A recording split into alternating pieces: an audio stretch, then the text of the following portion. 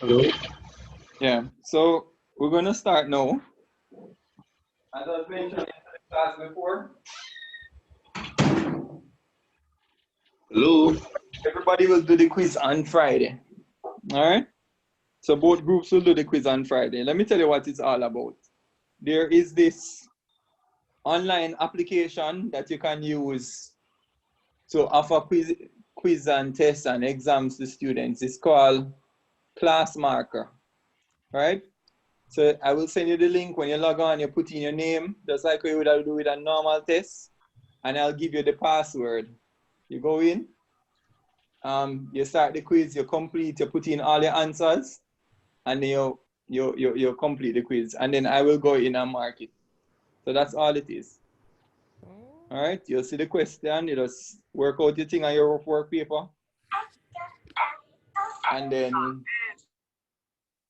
then enter the answer, and I'll go in and mark it after. Okay? Okay. All right, so today we're going to go through costing. All right. I was hoping to have at least 4 more people before we start. But let's start with the 16 and see how it goes. All right. When you think of a business, right, you must be able to work out if the business is feasible before starting up the business. It can't be a hunch where, like, you hear with the whole corona thing, a lot of people buy up disinfectant and or ingredients to build hand sanitizer, and then they have all of this at home, nobody to sell it to, right? So you must be able, through some calculation, to establish if the business is feasible. And that's what we're going to go through today. All right. So I'm going to share my screen. We're going to basically go through all the formulas first and all the concepts, and then we're going to go through a set of questions via a worksheet. All right. All right.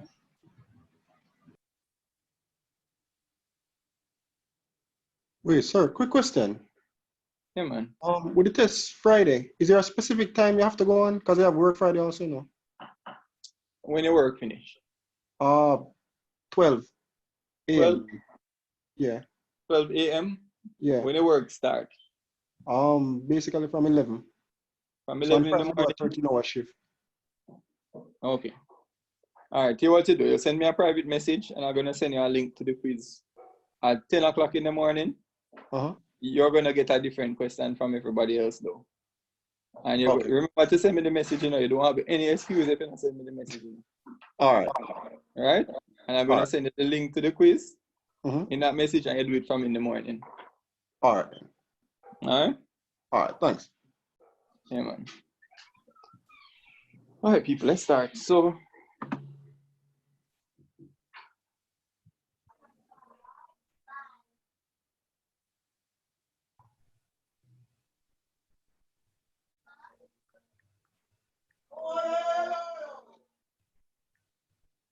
all right, so these are basically learning objectives that we're going to go through today. We're going to distinguish between fixed costs and variable costs.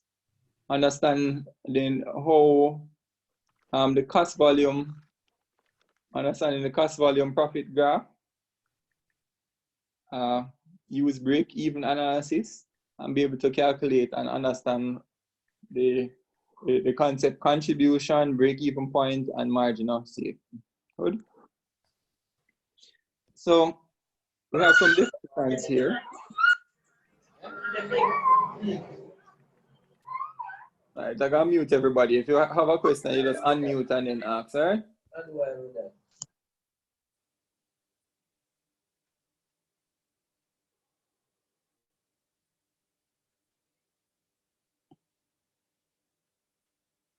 So we have our variable costs.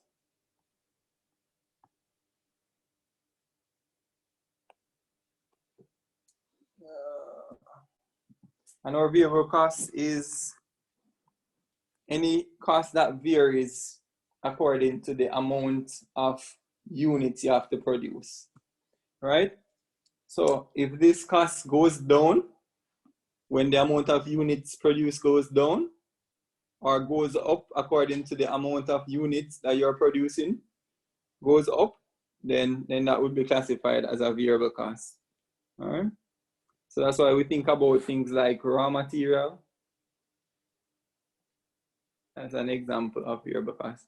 While fixed costs, it remains the same regardless of how many units you are producing or how much of the product you are producing, like rent or depreciation. Now, not all depreciation is fixed, but as you go through the lesson, you'll be able to distinguish between them. All right. If you take it as a rule of thumb, typically anything that is given in terms of cost per product or according to the quantity, then that would be fixed costs, and then variable costs, and then any cost that is outlined or written out like per annum or per month in terms of time, that would be fixed. All right. So it says give 3 examples of fixed costs and variable costs when producing a tennis racket. So here I need some feedback from you guys. So give me an example of fixed costs if we are producing a tennis racket. Or variable costs. Anybody can jump in and tell me some. Could utilities be a fixed cost? All right, so utilities. The strings as a variable cost. Strings. All right. So all material, so even like the frame would be variable as well. Yeah, the frame, yeah. The handle part, maybe that's made out of rubber. So everything that would go up according to amount of tennis rackets you are making. All right. Any more fixed? What about salary? Would that be fixed? I was just gonna say salary, sir. You beat me to the punch. All right. Why is salary fixed?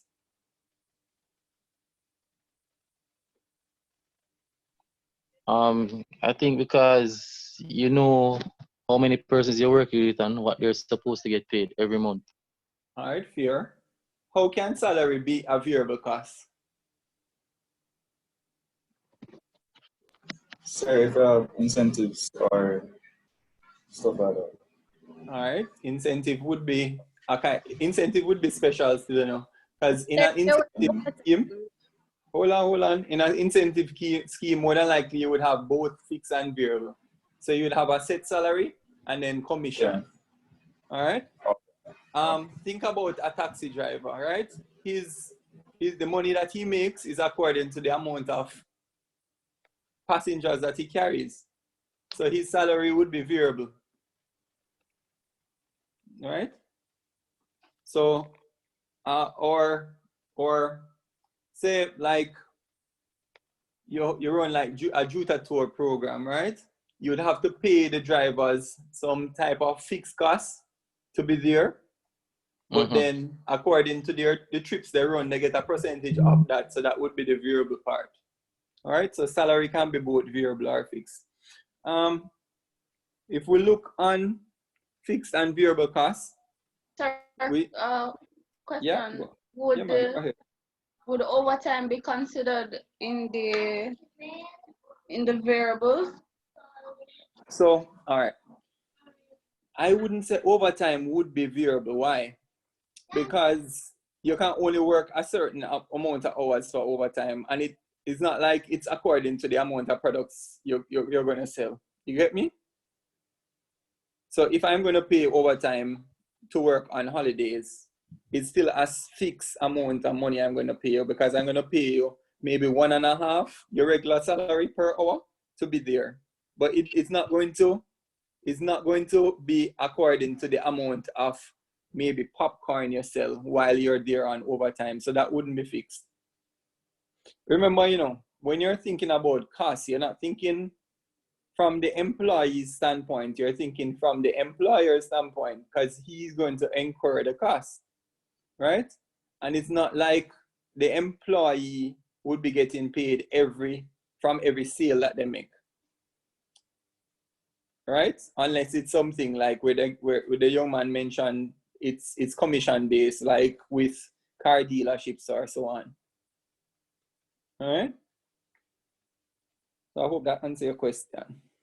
So it's just giving you some examples, like your fixed costs here. We discussed them before, the aluminum for the frame, the string, you have your fabric, right? The fabric for the grip. Then you'd have rent, you'd have interest on loan. If you took a loan, most businesses, you take loan because it's typically hard for somebody starting out to come up with the capital needed to start a business. And then you have salaries. Good? All right. So then, as we were saying before, you can have semi-variable costs and step fixed costs. Let me explain what it means. So if we have a graph like this, right? And this is costs, and this is volume. Then fixed costs would be like this, one set cost, while variable costs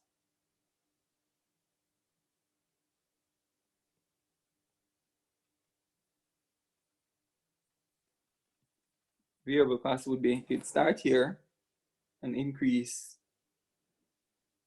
directly or proportionally to the amount of products or the volume that you're going to sell. For semi-variable costs, you would have both fixed and variable. So it would be, the fixed part would be here, and then it would start varying from there coming up. So it would be the combination of the first two, where this would be the measure of the fixed cost, and then the rest of it would be the variable cost. And then what I mean by stepped fixed cost. So for example, if you're in a production situation, right? It would look like this. All of these lines supposed to be straight, people. This is still the amount of the cost here. And this is still volume.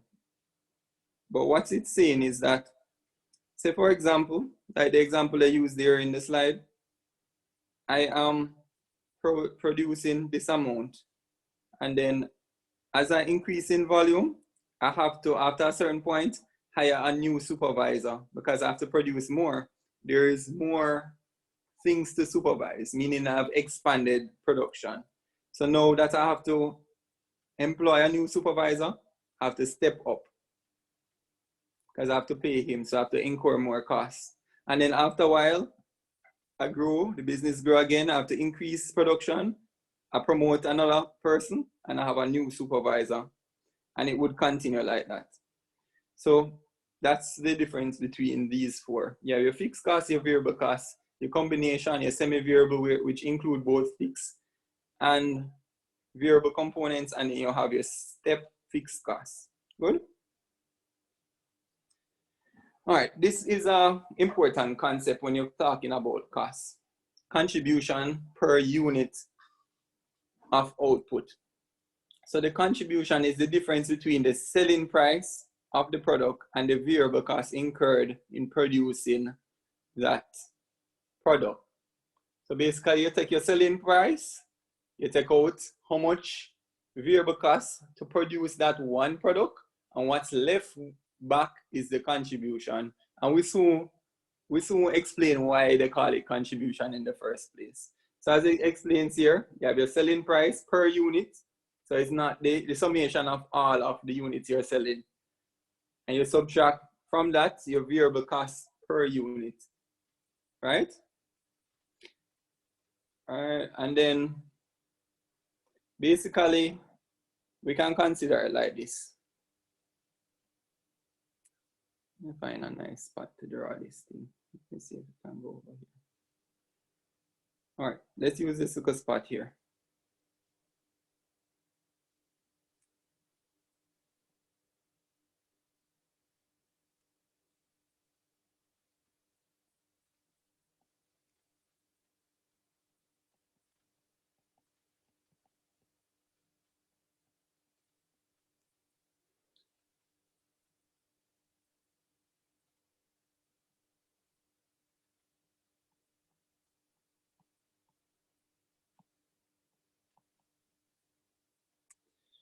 All right, so remember what the contribution stands for. You take your selling price per unit. So this is the price for 1 unit.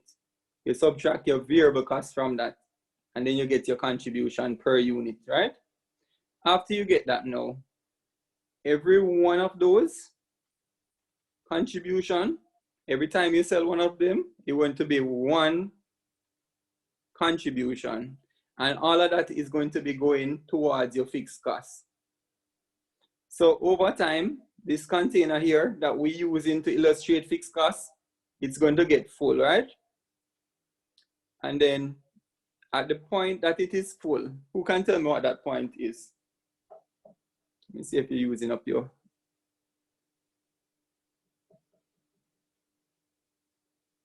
Anybody? So we would have covered our variable costs, and now as the contributions flow into this container that represents fixed costs, right when it is full, that point there, what would that point represent? Anybody want to just say what they're thinking? Even if it's wrong.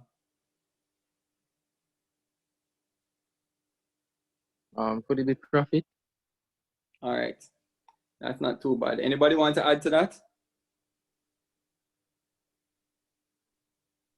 All right, so right at this point here, when the container is full, you wouldn't start making profit yet, but you would have covered your costs.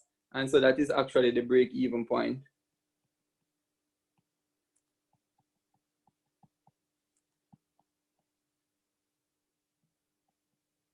And then everything else that flows down here now would be your profit. So after you cover your costs, everything else would be profit. All right? So let me do a little summary of that little part there. Your contribution, you get your contribution by taking your sale price for 1 unit, and you remove your variable cost from that. Remember, your variable cost is the cost that you incur per unit. So when you remove your variable cost from that now, you have what represents 1 contribution. So each time you sell an item, you're going to derive a contribution from that item.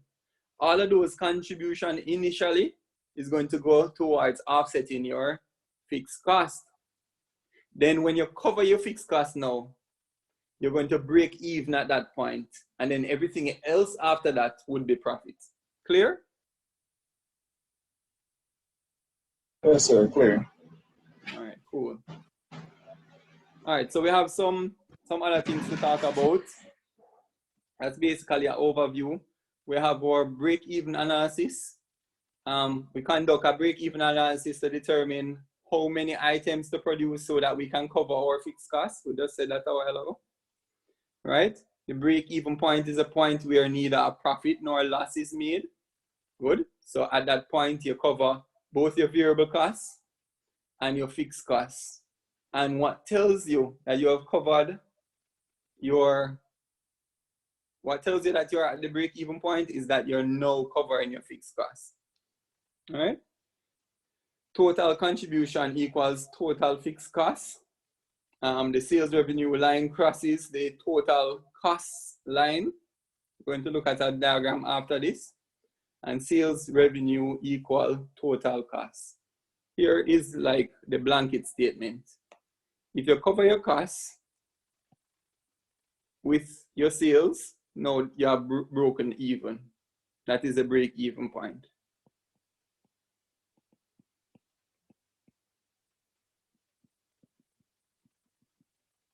Okay. So let's look at this diagram here.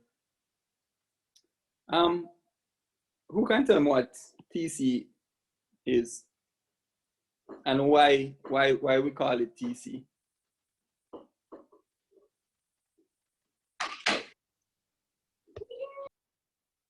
Anybody? Total cost. Total cost. What total cost equal to? Fixed cost and variable cost. Fixed cost plus variable cost.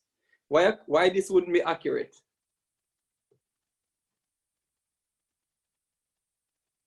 Why what I write on why wouldn't it be accurate?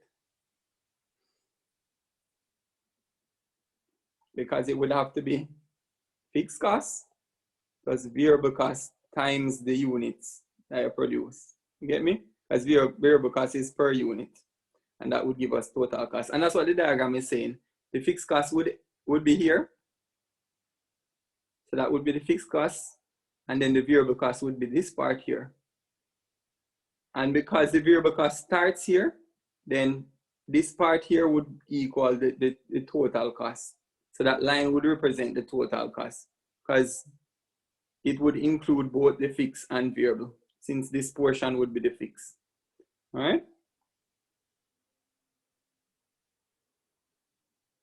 All right, what SR mean?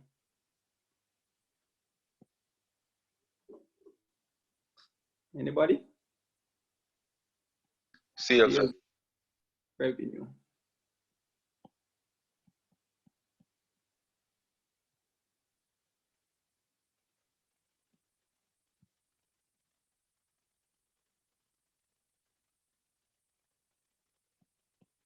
Right? And so the break-even point is right here, where your sales revenue and your total cost intersect, and then everything after that would be profit. All right? The container illustration kind of simplistic, but it's easier to follow than this. But you're engineers, you understand this. Easy. Your output would be your volume, and that would be the amount of money you spend in your costs. All right?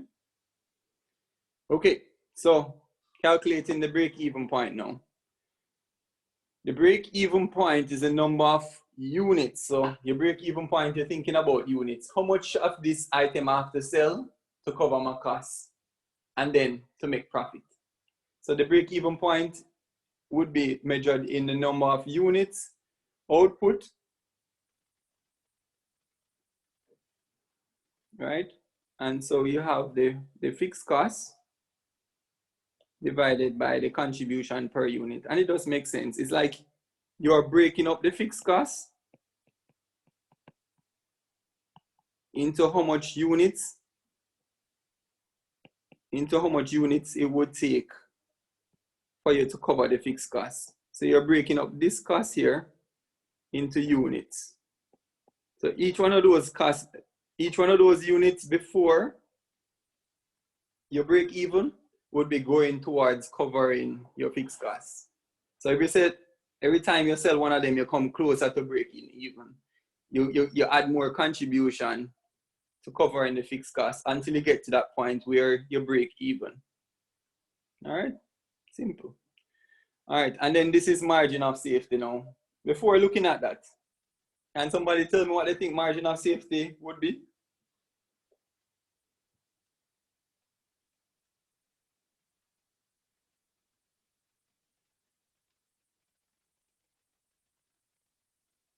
When you think of margin of safety, what are you thinking about? A period where, or a goal where you, point where you're reaching close to your break-even point. You're not at your break-even point, but you're working close towards the break-even point. All right, so let me ask you a question. Would you go in a business just to break even? No.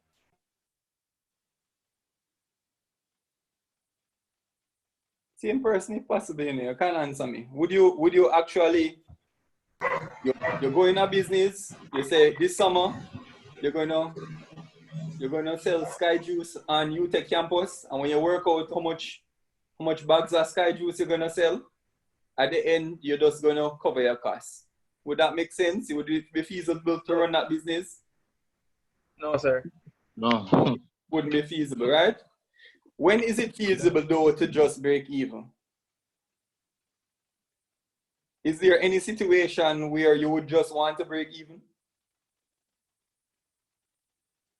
So I don't really think so, because the business stuff will make a profit. That's what I aim at. Or when I just start out. If you see the possibility where you might make a loss. All right. So typically that's the case, right? With most business cycle, when you're starting off with a new business, you want to just break even because your business is not mature enough to make a profit, right?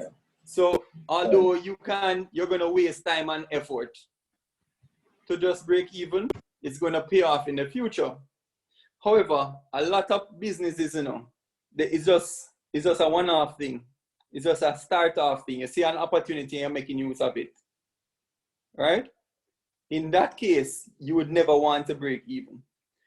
So going back to the original question now, which is your margin of safety. Your margin of safety is going to give you a quantity that you can, some type of metric that you can look at that will tell you your chance of making a profit, why the business is feasible. So if we look at the construct of the formula, the margin of safety is your expected sales and you subtract your break even from that. And that is your margin of safety per unit. So this is the amount that you're going to sell past your break even point. All right? And then your margin of safety in terms of percentage would be your margin of safety in terms of units over expected sales in terms of units. So if we do one comprehensive formula for margin of safety, it would look like this.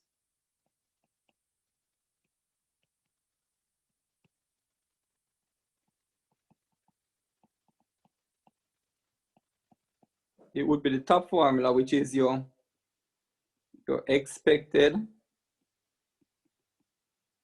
sales minus your break even. And the quantity that we're working with here is units.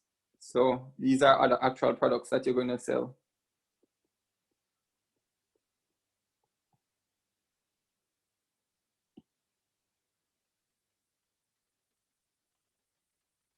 Divided by your expected sales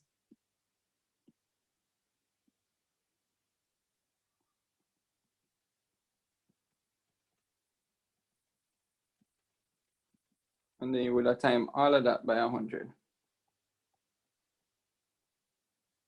All right.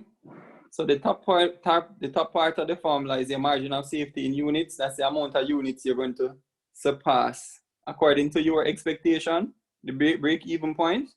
And if you divide that by your expected sales and times it by 100, you're going to get a percentage of the amount of units you're going to sell that's going to go towards profit.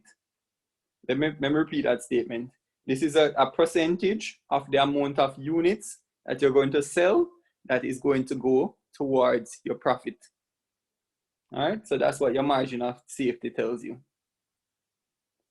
Good. So yeah, let's talk about unit cost behavior a little bit. I think we can leave this for when we're going to go through the questions, but can talk about it a little bit.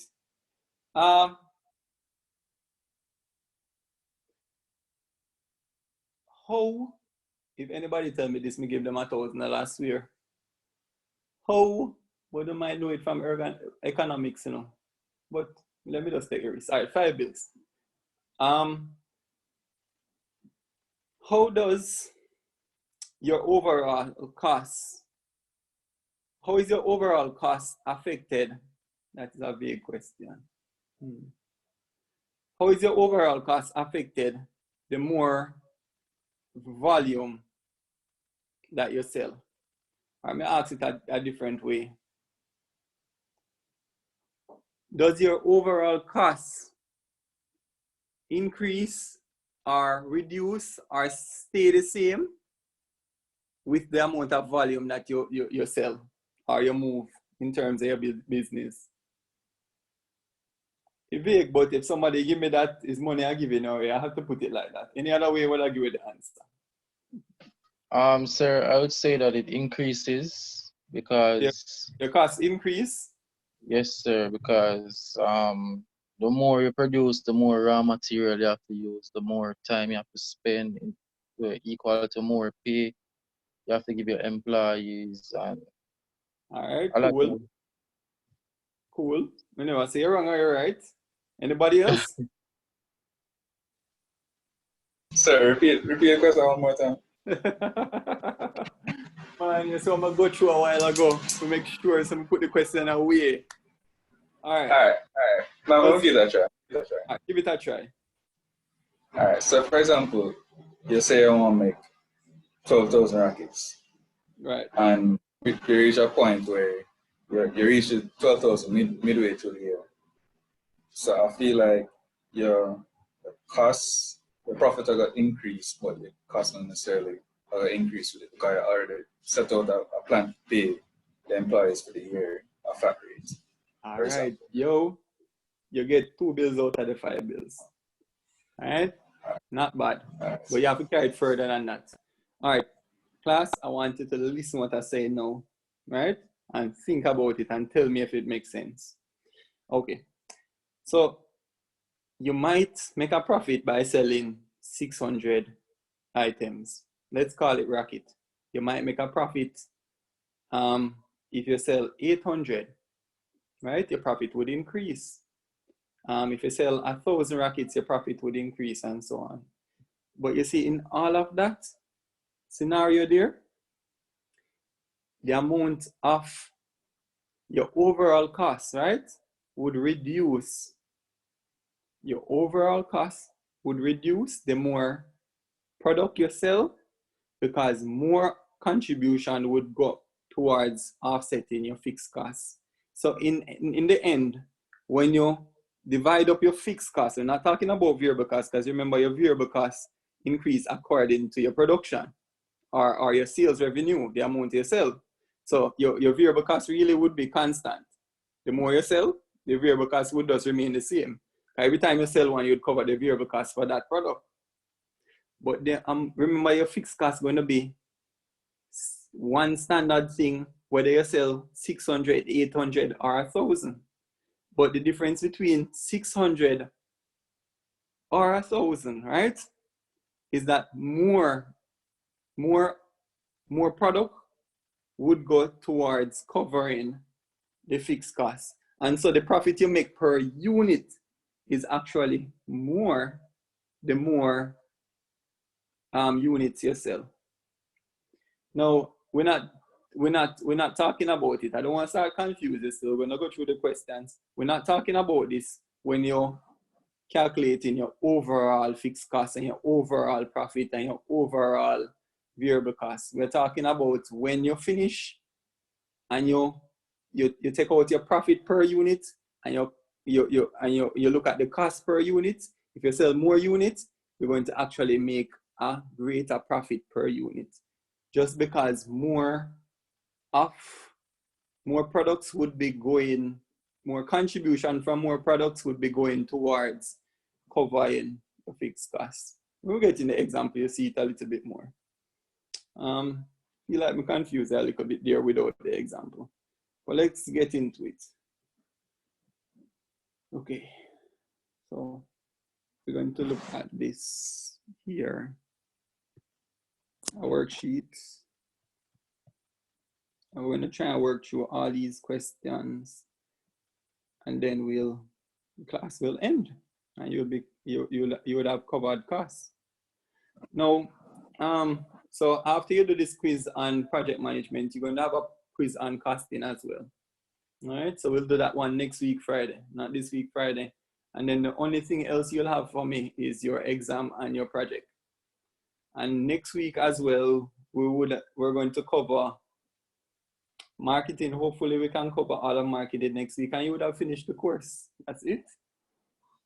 at least one of your courses would end. And so we have good attendance, only 2 people missing. So at least that would have been happening. Give me some feedback. How, in terms of the classes that you would have in regular school, have you been having all of them online? No, No. Not all, sir. Not Oh, all? sir. 3 or 4 though. I 3 or thought 4? there's one more. 3 or 4. 3 or 4. Okay. That's not so bad. 2 or 5. 4 or 5? 2 or 5. 2 or 5, no man, that bad man. That one bad. If you can communicate to your program coordinator, I would recommend that. Not tell you no lie. Sure, sir. 3 of 6, huh? 3 of 6? Yeah, man. We don't know nothing we're going for control system, nothing for electrical machines. And I don't remember the next one, but a 3 of 6. Well, the good thing about it is that in the end, you can't lose, you know. Yeah, man, probably COVID kill you that way. No, man, we don't mean that, man. You talk about doomsday. I say some allowance for you to complete the course must be put into place different from this. So You can lose. go ahead. Never get that one. Yes, we can't lose, but I'm saying this is UTech. I think we can lose the students. All right, try to stay positive at least. I'm going to leave it here, so. All right, so I want one volunteer. Miss St. Thomas, you want to read this for me? You're in the class?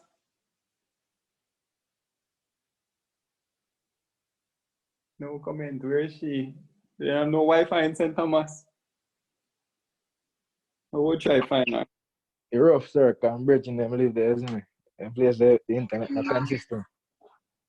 Oh, I'm going to try to put this recording online still. So she can get it. So I'm using my data and it's kind of giving trouble.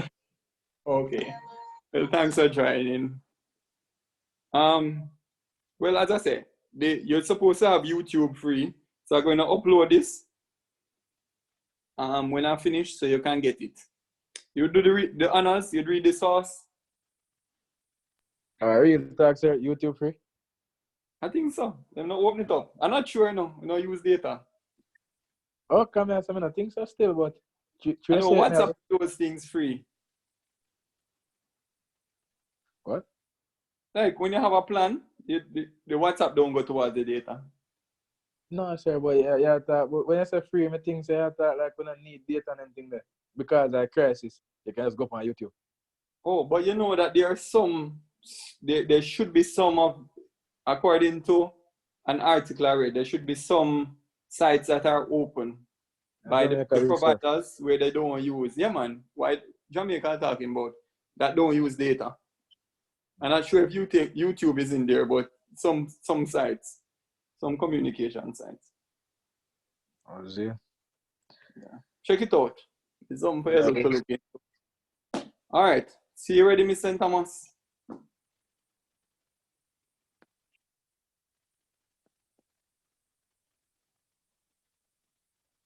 All right, give me another volunteer. What about Miss Clarendon College? See, I never mix it up. She never answer me either, you know.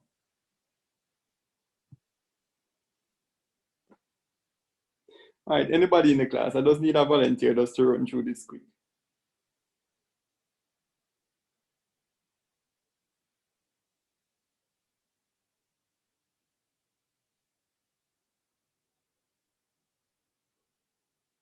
A 2-paragraph, you know, nobody? Let me deal with it, sir. All right, cool. How this sound like 2 bills, so? No, sir, not 2 business, sir. All right, go through. Smart Sports has enjoyed international success selling printed team kits, starting with football clubs and moving into other sports, including tennis. Many of Sam's customers have inquired about other equipment, particularly tennis rackets.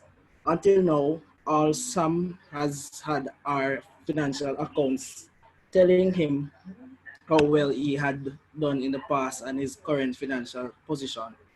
He is aware that management accounting techniques can be used in decision making and has decided to discuss the issue with his accountant, Kim. Sam explains to Kim that he has been looking at the possibility of manufacturing hand strong tennis rackets as there has been a great deal of interest in these from clubs. Kim believes this will be an exciting new venture, but he warns Sam that he will need to consider carefully the feasibility of doing this. He tells him that management accounting techniques can help. Sam has already done a great deal of research into the costs involved, and Kim goes on to explain that Sam needs to start by splitting these costs into fixed and variable costs. All right, thank you very much, sir. Is Kim a boy or a girl?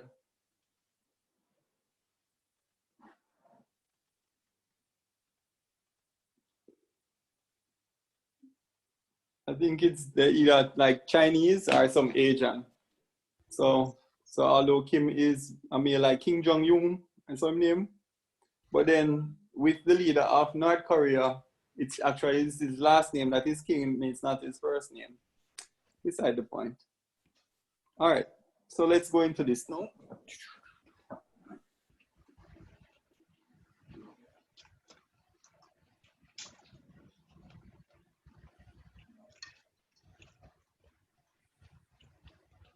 So in order to explore the feasibility of the venture, Sam is planning to undertake a break-even analysis based on his estimates for the tennis racket project.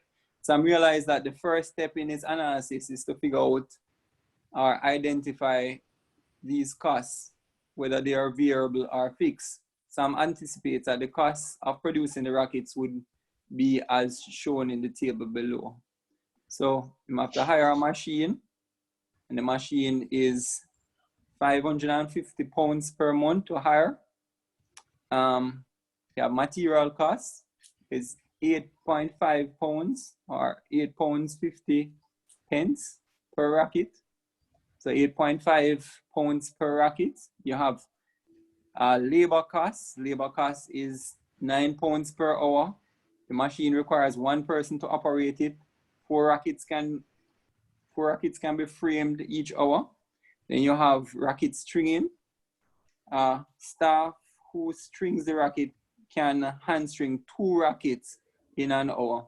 So what's going on here is that the nine per hour can only produce, in terms of operating the machine, 4 frames and stringing the rackets by hand, two rackets. Good.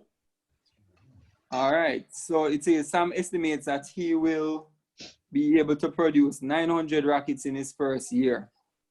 From the following list, decide which are fixed and which are variable.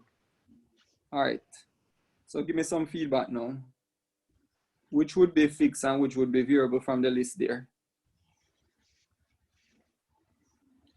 Material cost would be fixed.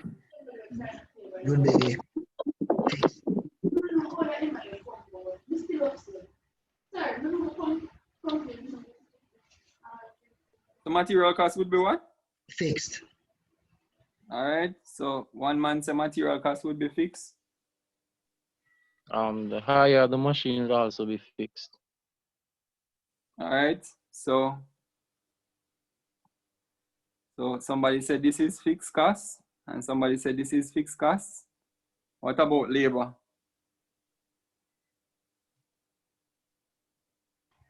They can be varied. So me said variable. VC. Why it's varied?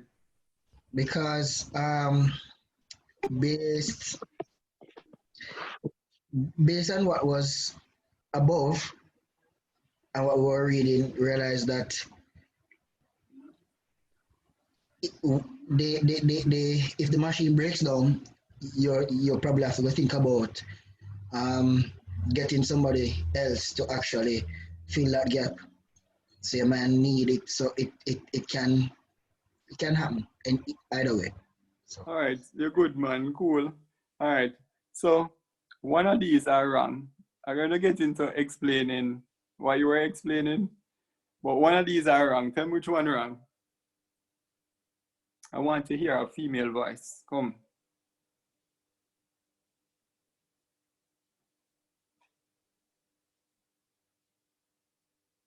Come on, think about what fixed cost mean and what variable cost mean and give me an answer. You don't have to be right.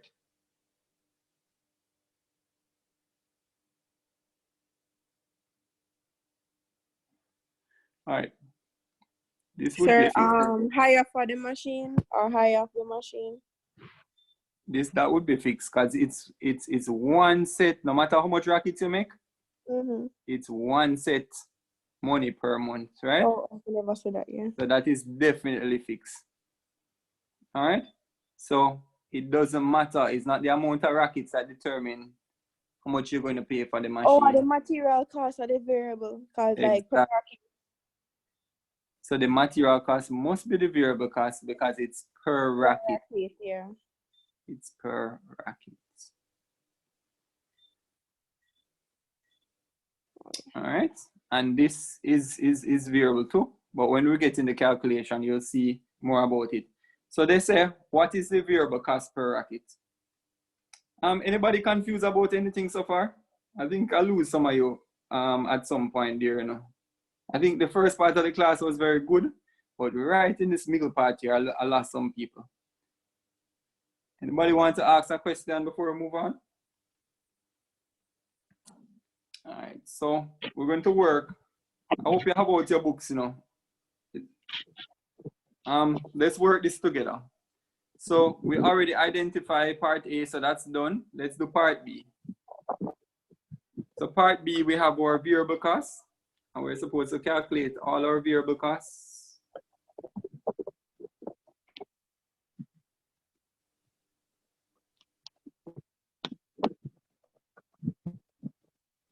And we had already determined that it is the material cost.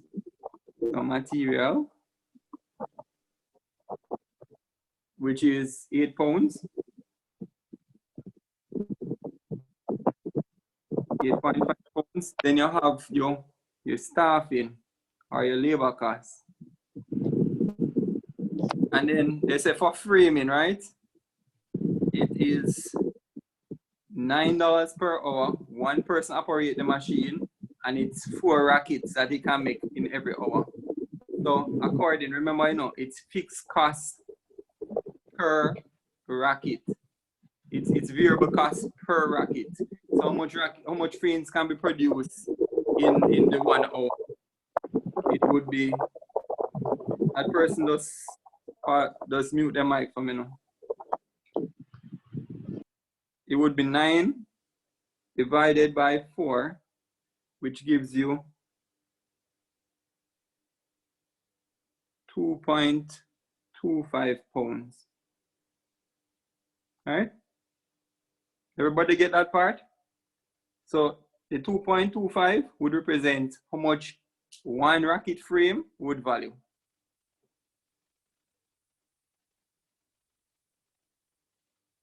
All right, how much costs to make one racket frame then in terms of what that staff member is going to do? Sir, can you go back over that, please? Okay, so right here it says the machine requires one person to operate it, right? And it produces 4 rackets in terms of it can produce 4 racket frames every hour. So if this one person is going to incur a cost of 9 pounds, that 9 pounds is going to represent the cost of producing 4 rackets. And so for the cost for one racket would be $2.25 or 2 pounds 25 pence. All right, 2.25. So $9 for 4, 2.25 for 1. Clear? And then also under staffing, you have the stringing of the racket. So that was for the framing. That was for framing. Stringing is, as it say, staff who string rackets can handle 2 rackets in each hour. So you'd pay them $9, £9 again, and they would string 2 rackets. And so that would be half of 9 is 4.5. So 4.5. So in all, it would be 6.75 pounds per racket in terms of what you would pay to your staff. All right, so let's cover it. So for material,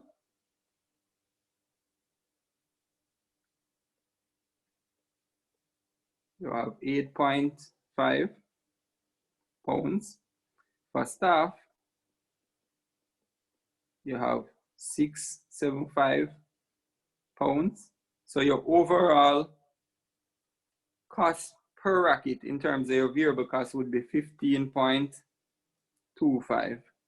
Right? 5 plus 0, 5, 7, put on 2, carry 1. Yeah. 15.25 pounds. All right.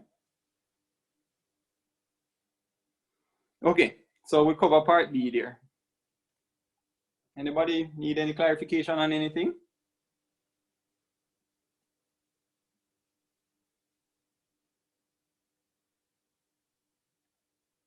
All right, let's go over. It says what are the total costs in a year in terms of fixed costs. So that's what I mean. You can know about fixed costs, you know. Think about it. Fixed costs is put in months, in years. So typically when you're expressing fixed costs, it's going to be per annum. Because when we do our reports, when we run in a company, typically our report goes out every fiscal year, right? That's when we pay our tax. So all of our different costs is calculated per annum, right?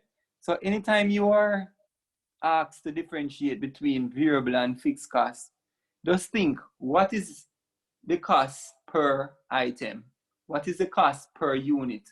What is the cost per racket, right? And when you think about fixed costs, think about what is the cost per month? What is the cost per annum? Now, in terms of it, remember that we had said that only hiring the machine was the only fixed cost incurred here. So it would be 550 pounds per month, and it's 12 months in the year. So somebody work that out for me quickly.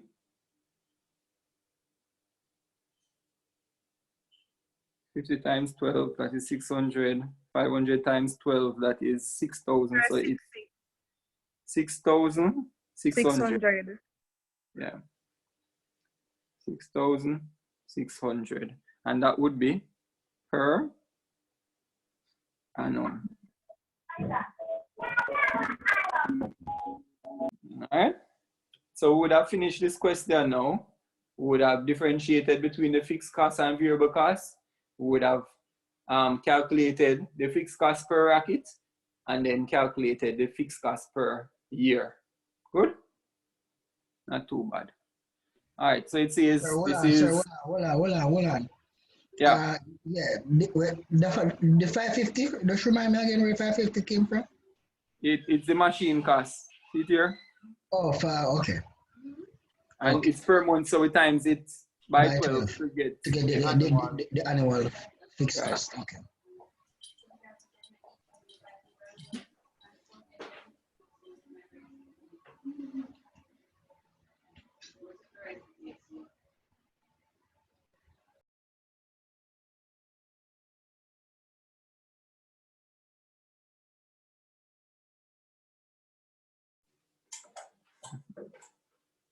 All right, people, let's get back to this. So we're going to move on to exercise 10.3. All right. So Sam has done some further research into the making and selling of tennis rackets, and he estimates that he can sell each of them for £25.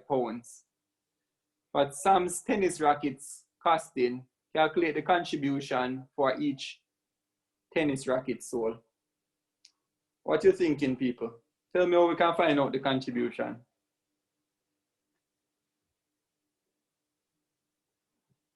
You remember it from the lesson?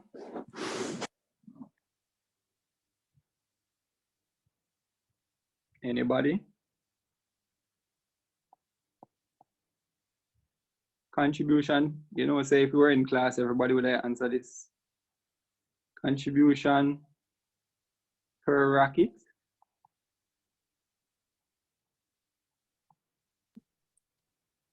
It's a selling price per unit minus the variable cost per unit. All right, great. That's exactly what it is. The selling price per racket, per unit, minus the variable cost per unit. Oh.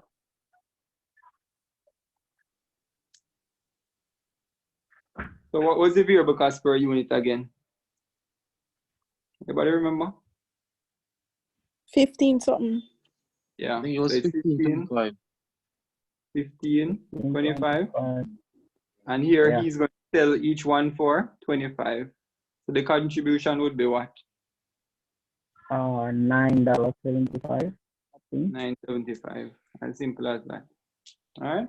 So this is the value of one racket when we remove the variable cost from it. All right. Pretty straightforward stuff. All right. So we move on to 10.4 now. 10.4 says Sam's cousin Dan. Boy, them split up the question here. It's a new question, you know. All right. So this is a new problem. We'll come back to this problem later, I'm sure. But let's just take it on. They're trying to, you know, increase how we think about this fixed and variable thing. Let's see, Sam's cousin Dan is over from Australia for the summer on a working visa and has decided to run football coaching days to help him fund his cycling tour of England. He has negotiated with one of Sam's customers to hire their football pitch and their facilities for the day. He has agreed to pay them £100 for this. Sam also helped him find 2 qualified coaches who will run the training sessions for a fee of £160 each. As an incentive to the players, he's going to get each of them a printed t-shirt that will cost him £6 to produce. He decides that he will charge the customers £25 for the day and expects to attract at least 40 players. He would like to know how many players he needs to make a profit. So what does Sam want to find out here? From that last statement. His surplus margin. Yeah, he would want to know his margin of safety, but firstly he would want to know his break even, right? So he wants to know if how much players would I break even, and then he can easily calculate in profit by multiplying the remaining players by how much he's going to charge them, which is what? £25, right? So let's get into this again. We have to first identify the fixed costs. So what are the fixed costs? Come, people, tell me.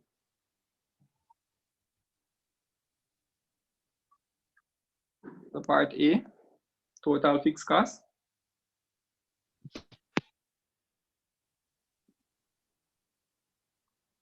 You can run all right, you know. it would be the pitch and the coaches.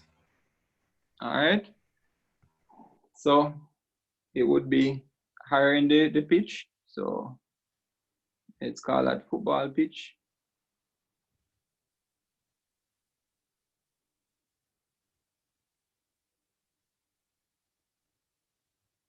And that is £100. And then the coaches. And it's 2 of them for 160 times 2 would give us 340. 2 how much? 340. 340. 340 is right? No, that wrong. I lied. All right, man. 320. That's 220, yeah. All right, so in all our total fixed costs, our total fixed cost would be 420. All right, so part A finished. So what are the variable costs then? Sir, in terms of the t-shirt, I can't look on it away because you don't have to buy the t-shirt on first and have them there. Not necessarily. What you could have is have a registration period. Right? So I get what you're saying. You say if you buy the t-shirts and have them put on, then you might incur a loss when you don't get enough people. But what you could do is have a registration process first. So like they have to register 1 week before and you print that amount of t-shirts. Okay. Yeah, man. So that's the variable. Yeah. So that's the variable cost there. If it was just one set of t-shirts, then it would be fixed. As you said. So it would be what? £6 per. So we just have to record that is t-shirts.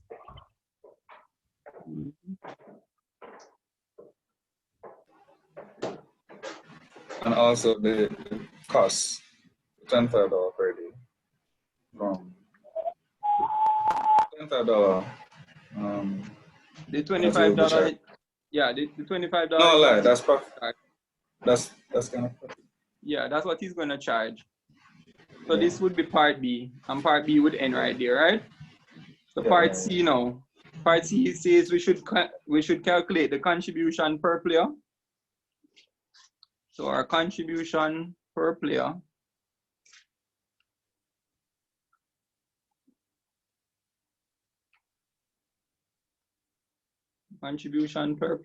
equals the selling price, which is the £25, minus the £6 for each t-shirt, and then that means that his contribution per player would be £19, right? So £19 is what you would get from each player when you take out the fixed cost. Is good. All right, so now we're going to calculate our break-even number of players. I think what he's saying that if I get this amount of players to come to the camp, I would break even. I would cover all my costs. And after that now, anybody else, it would be profit. Good, so our break-even would be our fixed cost, which we have is, let's put it over here. Part D, so let's use up this space here. It's not the neatest thing, but we're working with it. And it would be break even. Let's just use BE, number of players,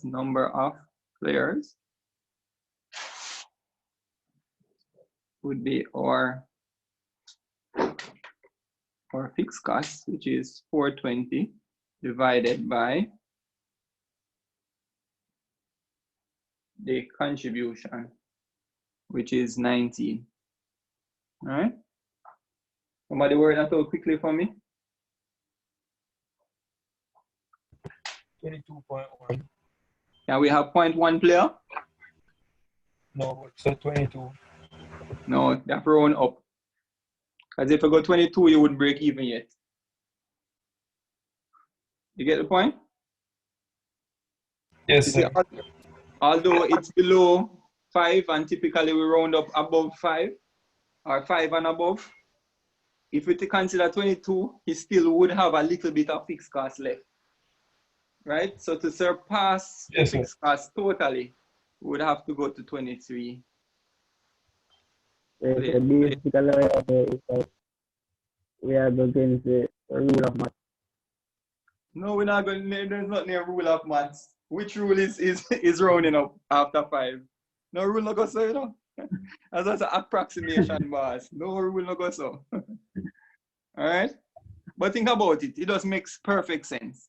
If you consider 22 players, then you still would be in a loss.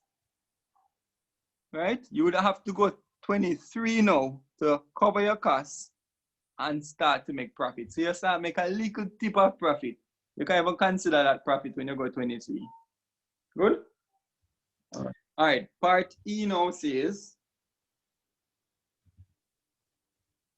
Part E says that if the coaching attracts 40 players, what profit will Sam make? So, if we say, if we use our noodle here, so we have E. How much money would he make from in total in terms of sales revenue from 40 players? 19. So it would be 40 times 19. Yeah. 40 from 19 give you how much? 760 pounds. All right. And then we take our 760 and we minus the fixed cost from that. Because the 760, you realize we didn't use the 25, we used the 19. So the variable cost would be out of it already. So now we're just thinking about the contribution. We times that by 40, we get 760. We remove now the fixed part of it. And we get 340. All right, and sir, hold on. Yeah, just start back over that where that is the whole 40 and 19. Because I think say, all right, no, maybe I may look on it wrong. No, man, talk, because maybe other people have that point of view and you gotta bring it out and you gotta clarify it for them. You know, so that would be profit. So what profit will be made, right? Yeah, what profit in overall would be made. All right, so why never use back the 25? Or 23 players. No, we don't know 23 players nowhere. No man, okay, yeah man, here what we could have done. You gotta get the same answer. So say we take 23 from 40, right? How much are we left back with? 17, right? Yeah, 17. All right, times that by 19. How much you get? Yeah, I'm calculating up a mistake, but no. No, man, you can't do it easy, man. Yeah, man. So no, somebody do it and tell me. It's easy still, you know. If 10 times 23 is 230. Yeah. Right? If we minus 9 from 230, we get how much? 221, and then add 221 with 230. You get 251. Yeah, 451. No, it's 17. We're supposed to multiply by. That would be the cost. Is that? So multiply 19 by 17. Somebody must have one phone. Hold on, let me do it. 19 times 17, 323. 323. 323? Yeah. If anybody tell me why there is a difference, I give them 5 bills. Because round up the number of players to break even. Right. Okay, that question is too easy still, and I never value 5 bills. But yeah, I'm owe you 5 bills. All right, remember to collect still. I don't collect it. I start collect Friday. Yeah, but that's the difference between them because we did round up the 23 from 22.1. I remember say 0.1 is a whole heap, you know. The difference between 22.1 and 23 is almost one whole a player. But yeah, both ways work. You show me that you're really understanding the whole process. If we work out the profit this way, it would be right. And if we work out the profit that way, it would be right as well. All right? Yeah, because of that, me that praise to us, sir. I mean, I say if we can go above it, why wouldn't I use back what we already come up with already, you know? Yeah, but what the thing about it is this, right? I want you to understand that there is two ways, you know. Make sure that you understand your way and the way that I did propose initially. All right, so hold on. So I'm asking you to go over back E again then. All right, E. Yeah, right, so we work out the total revenue, sales revenue. So how much money is going to make in all when you collect all the money from the 40 players? Good? I remember that if we multiply 40 by 19, that the 19 is the contribution. It's not the, it has been reduced already by removing the variable cost. So this 19 here is just the contribution. It doesn't have the variable cost in there. So we multiply that 19 now by this 40, we get the sales revenue minus variable cost. Good? And then all we have to do is remove the fixed cost from that and we get our overall profit. So you get your sales revenue, you remove your variable cost, you remove your fixed cost, what's left is profit. Oh, say, sir, in this case, the variable cost would have been the $6, £6. Yes, exactly. Okay. All right? All right, sir. 1, 2. I hope when I get it still, you know. I just hope so. You know, we can't question or I look on the face and then something. And see if you don't look confused or anything like that.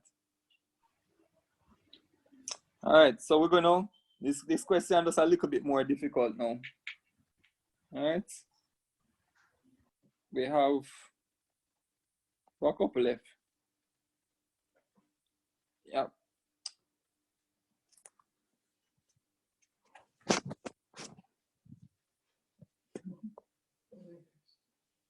So I want a volunteer just to run through this question for me. Just to read from the top coming down to required. Does anybody?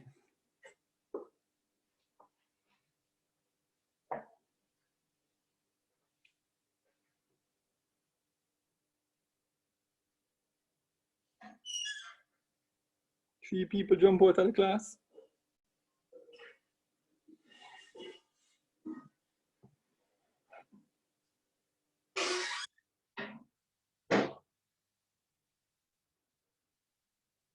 Where is Miss Chemistry? I haven't heard from her in a while. Sir, you have heard from me. That was you? Yeah. How the class going so far? It's alright. It's just me forgot through afterwards so that me no forget anything. All right, what I'm going to do is give you all of these questions with the solutions. I have the solutions already worked out, all right? Okay. And this video also, I'm going to upload it and send it to you guys in the group. Good? All right, sir. All right, you know why I call up your name, right? To read. Yes, please. That's where it starts from actually. Yeah, from the food hamper. Okay, the food hampers would be purchased from Gourmet Picnics Limited for £35 each as they are needed, and the historical guide will cost £12 per book. Each boat will be provided for 1 hamper and 1 historical guide. The boats will be piloted by boating staff who will be paid £7 an hour to be available and an extra £3 an hour if they are required to work Assume that 10 staff will be available for 6 hours during each workday. Other costs include advertising at £1,250 per annum, mooring costs, which is £2,600 per annum, and uniforms for boating staff at £600 per annum, assuming they need replacement each year. Required, okay. All right. What are the total fixed costs of this proposed business?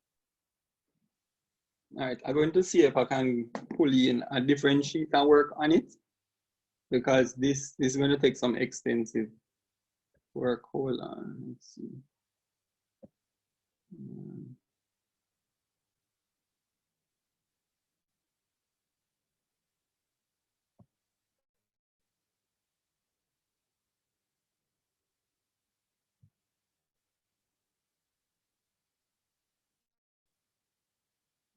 That was from a class this morning. All right, good, better.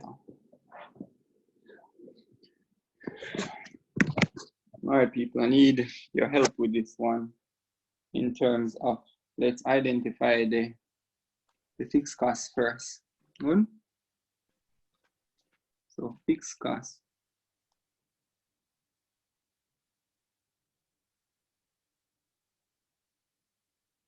So which would be the first fixed cost?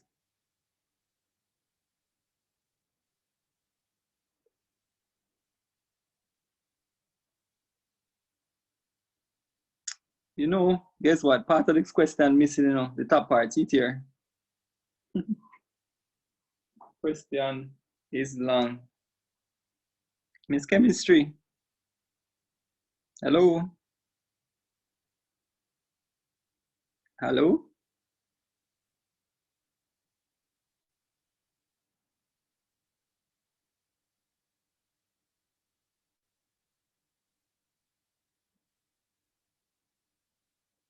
All right, let me just run through it. You guys hearing me though? Yes, sir. Hearing you loud and clear.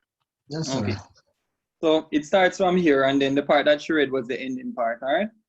So Sam's old friend Dot is considering setting up a business offering historical boat trips along the river, right? Dot thinks that she may be able to make a good living out of this. She has carried out her market research and identified that this is a market about, there is a market for boating trips where everything is provided for customers, including someone to pilot the boat. Her anticipated costs are as follows.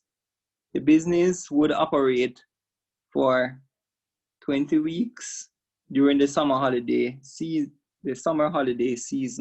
from Wednesday to Sunday, inclusive, that is 100 days each year.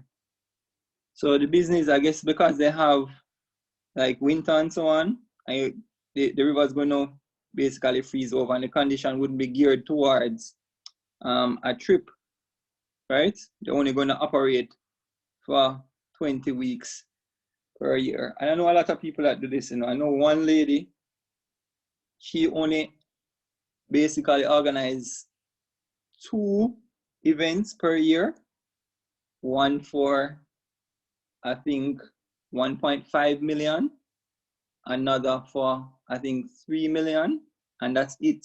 2 events per year. That's her income per year, right? So the next point says 10 second-hand boats would be rented for the summer season at a cost of £5,000. So this £5,000 is for all 10 boats and not for 1 boat each, and it's for the whole 100 days. All right, and she is responsible for maintaining them. Annual maintenance costs would be £100 per boat. Shared use of a ticket kiosk. So this kiosk now is like, you know, when you know about kiosks, like when you go to the airport and you need to print your baggage claim or your ticket or so, and you're going to put your passport on the thing, and it send out your document, That's a kiosk, right? So the people who just go there, instead of having a cashier, they would put their money inside. People use it at airports too for parking tickets and so on as well. Maybe not locally, but in Trinidad and other places. People understand what a kiosk is? It's just a way that people can go without human interference and purchase a ticket. So it's a shared use of a kiosk, and the person to sell tickets would be £3,000 for the summer season. All right, so the kiosk, to rent the kiosk is £3,000. There would be 2 trips offered each day, one in the morning and one in the afternoon. Each would last for 3 hours, right? That is important again. And then it goes through the material that she read. So the first requirement they ask is, what is the total fixed cost? So from this,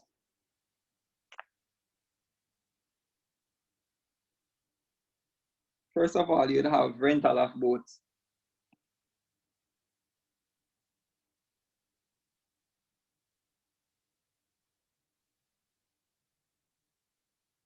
And that would be 5,000. 5,000.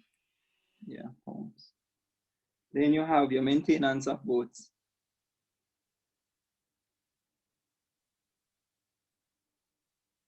The maintenance is £100 per watt. £100 per boat, which is 10. And so that would be 1,000 for maintenance. All right, then you have your kiosk. And that would be fixed, sir? Yes, because it is not per trip, it's per boat. You see? So how much is it going to cost, sir? It's the annual maintenance. Remember, I tell you, the key thing to look out for fixed costs is how they are expressed. Is it according to what you're selling or according to a timeline? So is it per month, per year? So the annual maintenance of the boat is £100 per boat, which means that for the whole summer, she would be paying a fixed cost of £1,000. Get it? And then we're moving down from kiosk. The kiosk was what, 3,000? Yeah, £3,000.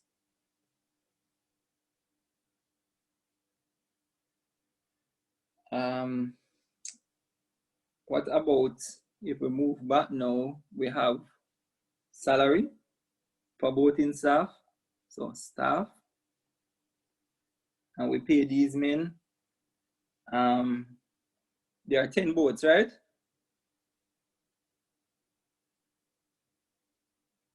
10 boats, and it is £7 per hour just to be available. And then this part would be different because it is, if they work, then they get an extra £3. So the fixed part of the salary would be the time that they have to be there would be £7. Now, if we look back here, it is 100 days, which is 20 weeks. Let's look back.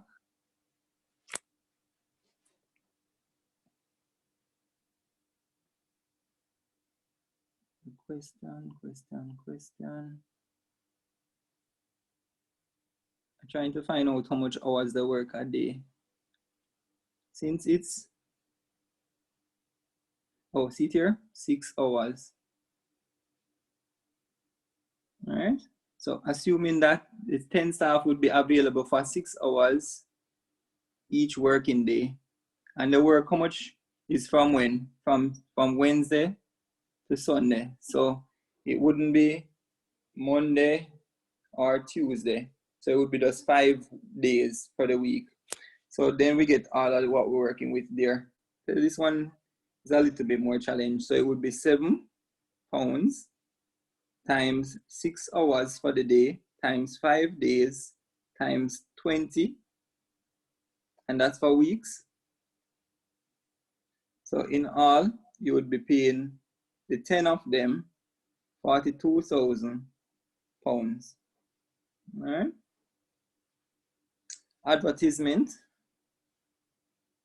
you pay per annum again. That's the tell. Advertisement.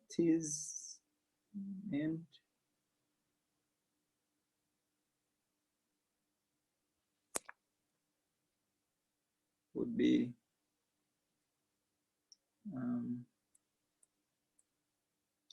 1,250. Mooring. Anybody know what mooring is?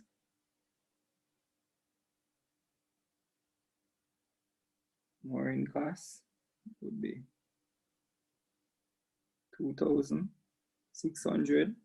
And uniform is the last thing. Uniforms would be 600, right, per annum. All right, somebody can add up all of that for me?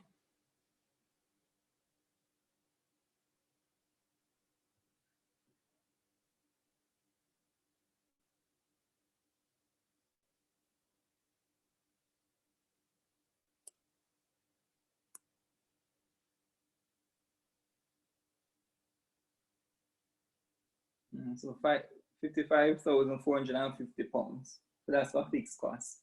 So part B now, so we finish A. Part B is the variable cost. Everybody gonna sleep. So remind me of school. When you guys something there. When you guys start drop asleep in class. All right, so the fixed cost now would be the hamper.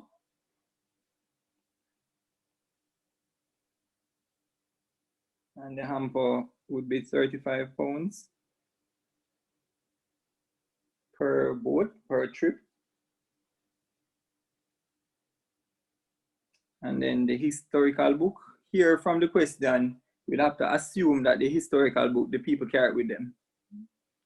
Right? So the historical book would be 12 pounds. And finally, the boating staff, each trip is a 3-hour trip. So, and they get paid extra £3 per hour to actually go on the trip. So here again, staff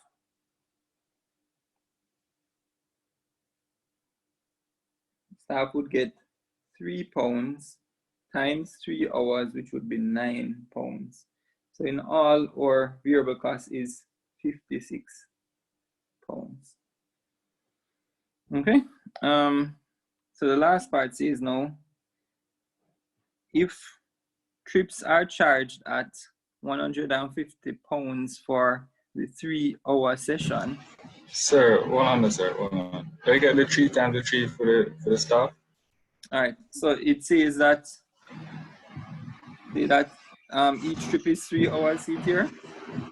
And then here, so now it says that they get £3 extra per hour if they work. So for any trip at all, it don't matter morning or evening, it is £3 times 3 hours, which is £9. Okay. Okay. Yeah. So we're moving into part C now.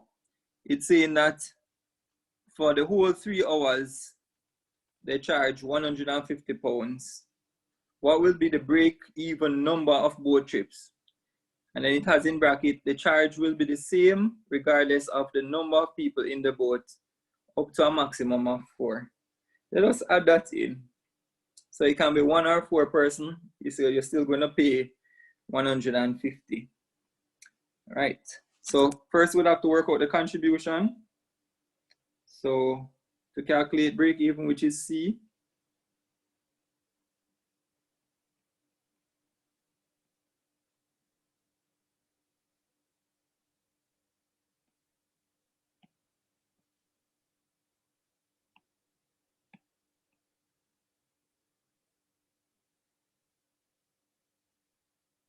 So break even point. First we calculate our contribution per trip.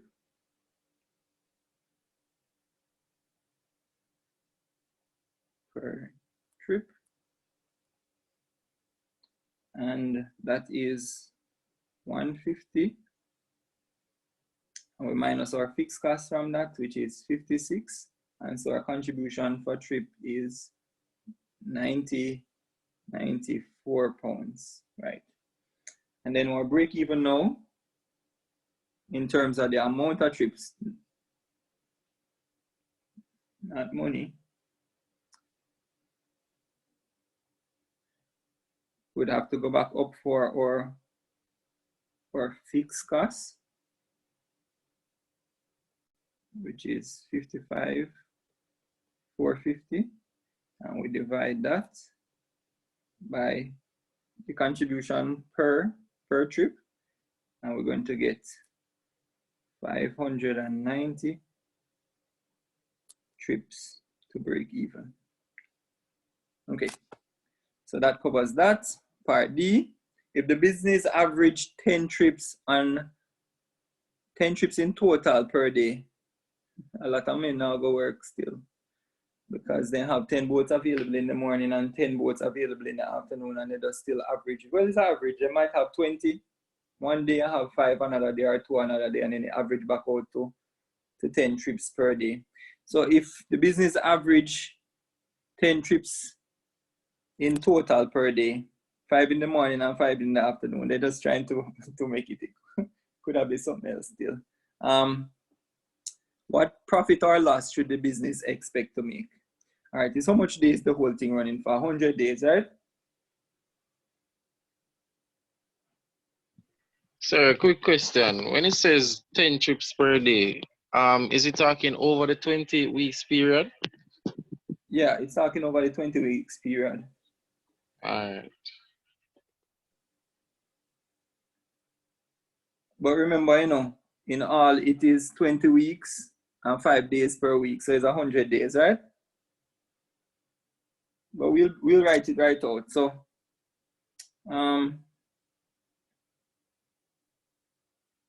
so the total money now from the contribution would be total contribution. This is the summation of all the contribution.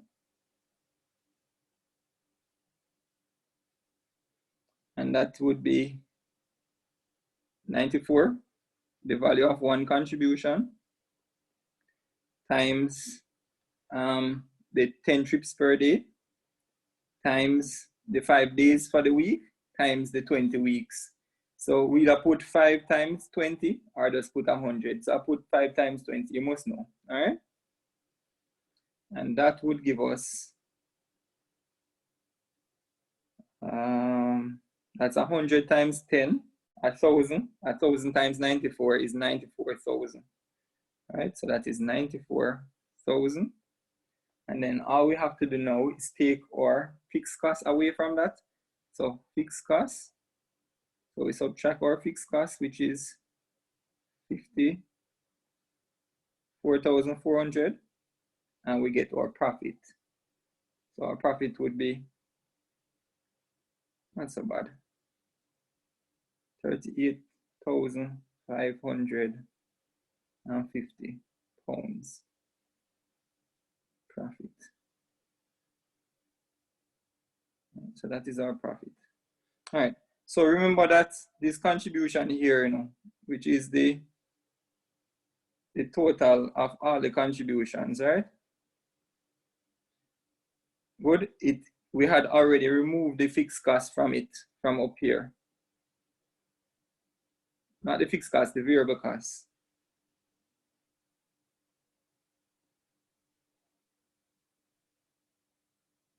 So because we removed the variable cost from up here,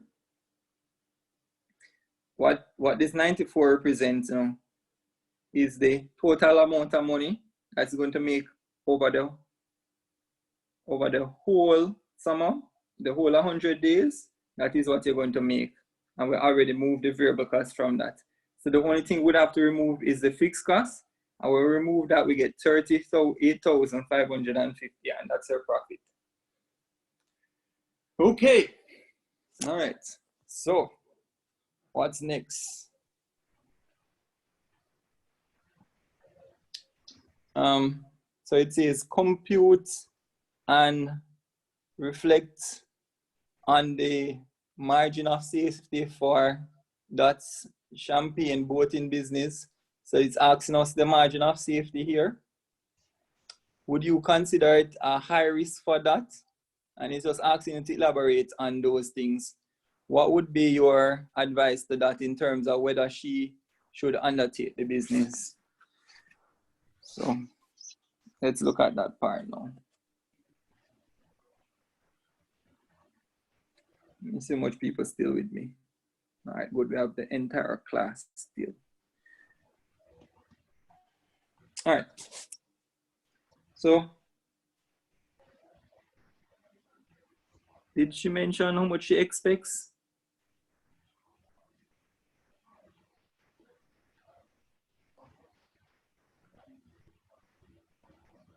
Did she mention how much she expects? Did she mention how much she expects? So isn't it just the 2 trips a day? One in the morning, one in the evening? No, man. I mean, how much trips she anticipate at the start? That's what I'm getting at. So her expected amount of trips. It's somewhere here.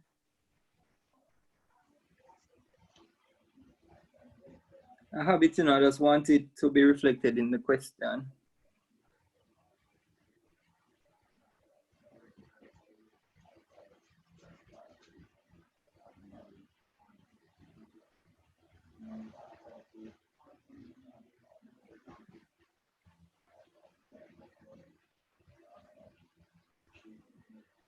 All right, so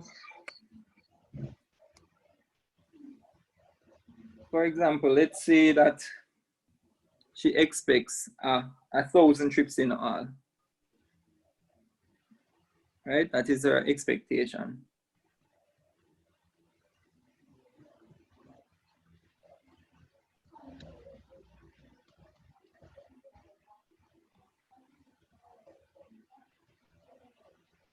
Her margin of safety would first be the expected amount of trips, which is 1,000, minus 590. I'm sure that it's there somewhere.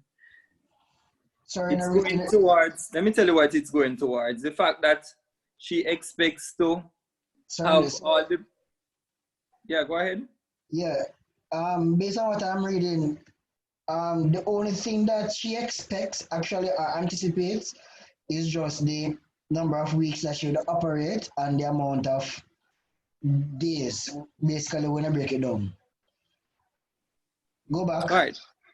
Yeah, but you see, to calculate the margin of safety, yeah, is not something that you assume. She have to come up with your expected sales. That's the whole point of your margin of safety. So you expect to sell this amount, so does it make sense to go into the business with your expectation? Okay. So let's take it as 100. I'm going to look back through the question and the source of the question to see if I can find that 1,000. But right now, I don't want to waste the time to search for it, all right? No. All right, so she expects 1,000 trips over the period, and her break-even point was 590, right? And then we would divide that by our expectation again, which is 1,000, if you remember the formula, and then multiply all of that by 100 to get the percentage, right? So that would be 410 divided by 1,000, which would give us, if we cancel the zeros, 41%. All right?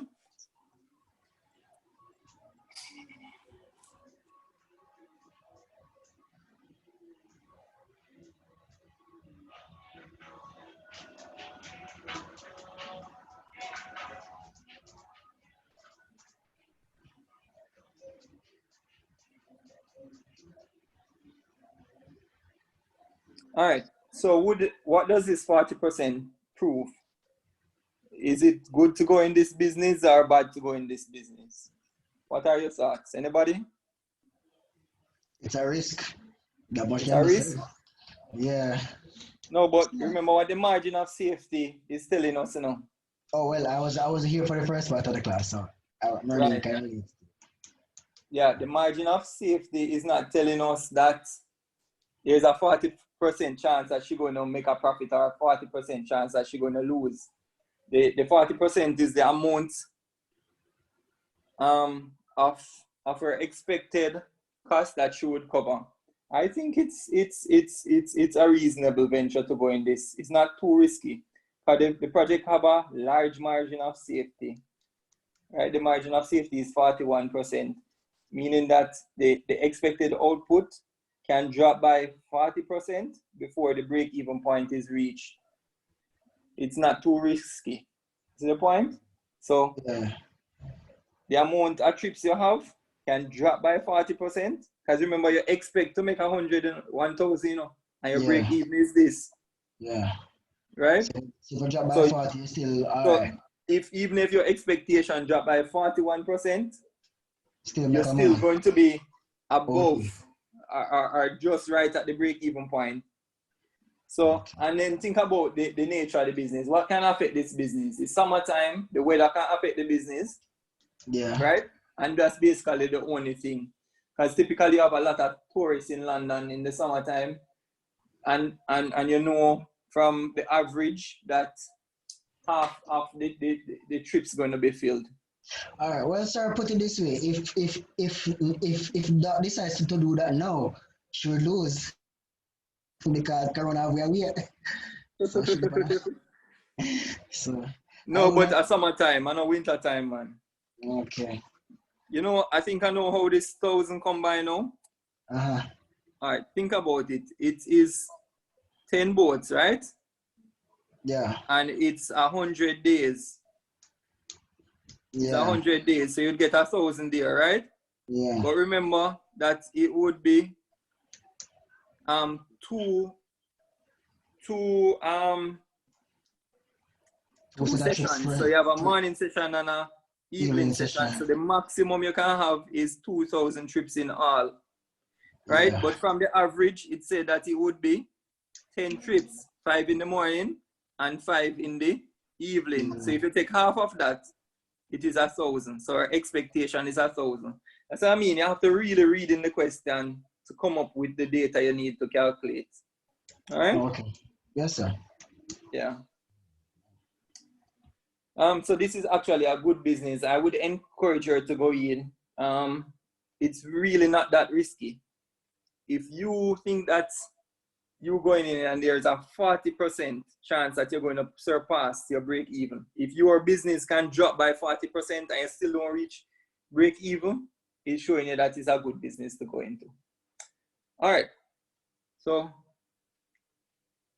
we finished that part. We are the last part now. So sorry, what business, what percentage will be like a risky? A risky? All right. Business. Good questions. You can even get negative here, you know. So for example, say you expect,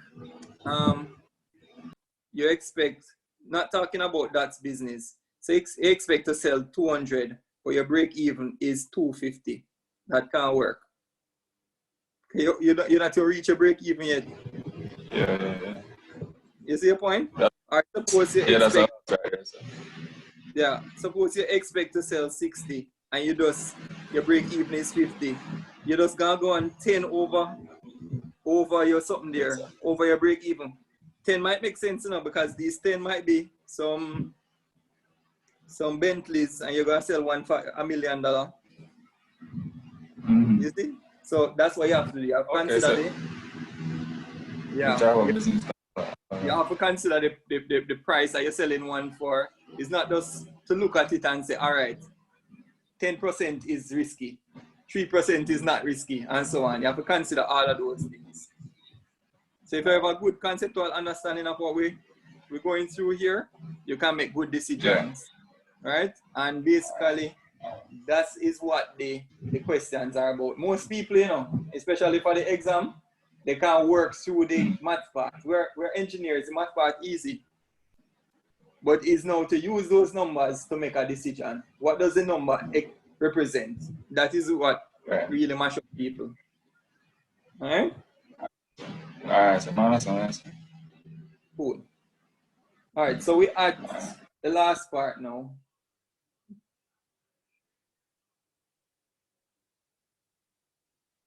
So we're going back to the racket question now, back to Sam. So using the information you obtained earlier, how many rackets would Sam Sports need to sell to break even? All right, let's start off with the A. So if you remember his fixed costs, the fixed cost was £6,600.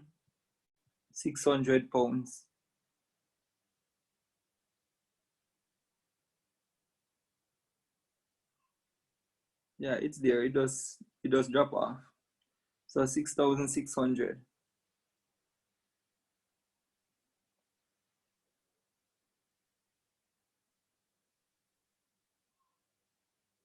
$6,600, and his contribution per racket was 9.75 pounds. The contribution per racket or unit. All right, so that would be 9.75, and so in all, to break even, which is part A, it would be 6,600 divided by 9.75. We know that it is just above 6.6, 660. But that 9, if we round it up to 10, so running it on the calculator, it would be 677 rackets.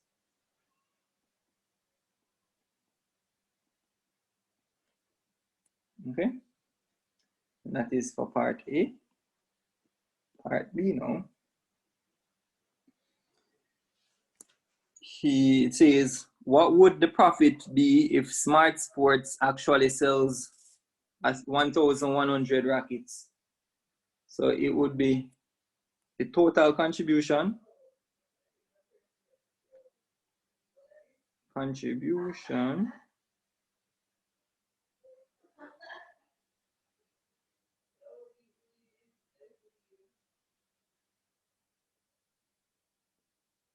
sales, which would be simply multiplying them, 1,100 times 9.75, which gives us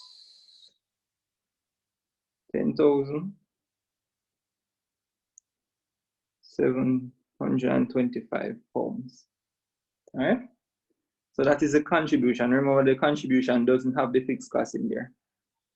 So now, if we lessen that by the fixed costs, the total fixed cost, which was here,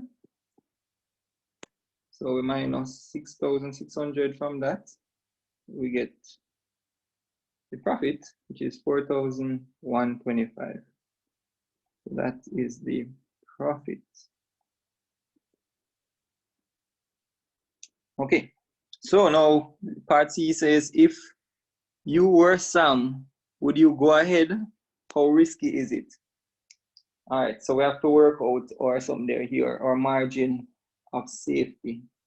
Our margin of safety would be our 1,100 rackets minus our break even, which is our 670, which gives us 423, and then we'll divide that now by our expected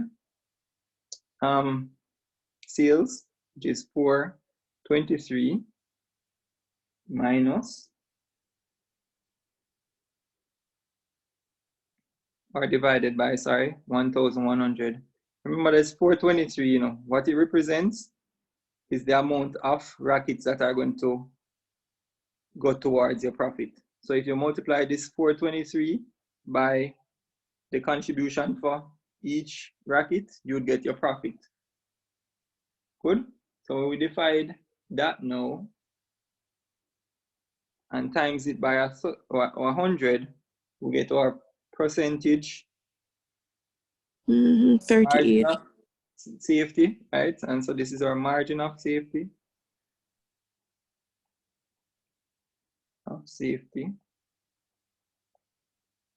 And that is 38.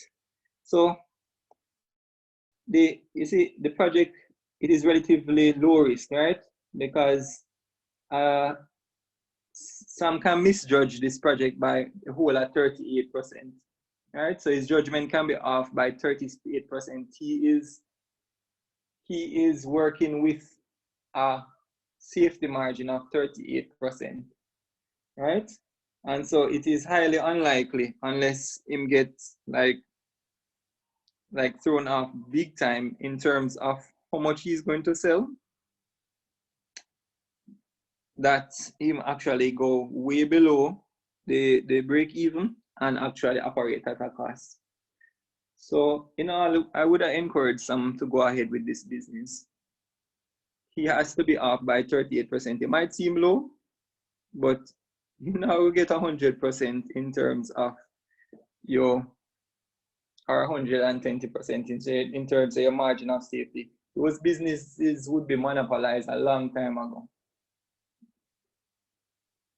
All right, so the table 10.3, it asks us a question.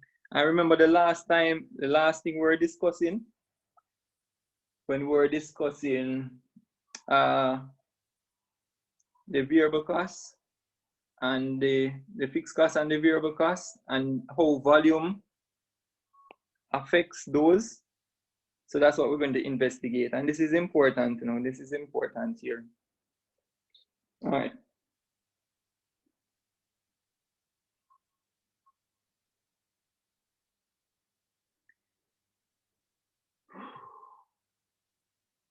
So if we're supposed to work out our unit cost, so this is a total cost here, right? Going right down. And obviously, our total cost, right, is going to be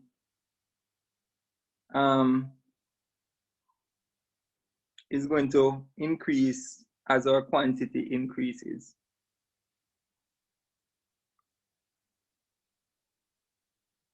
Good. So hence the money is going up as we go down in terms of pounds. But help me out here. How would find the total cost per unit?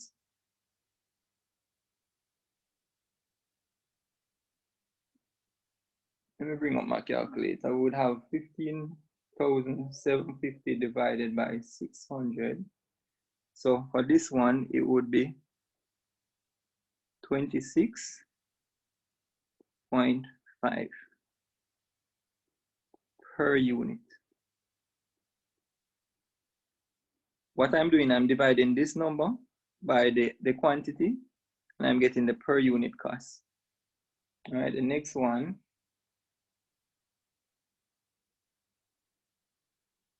The next one would be 17,275 divided by 700.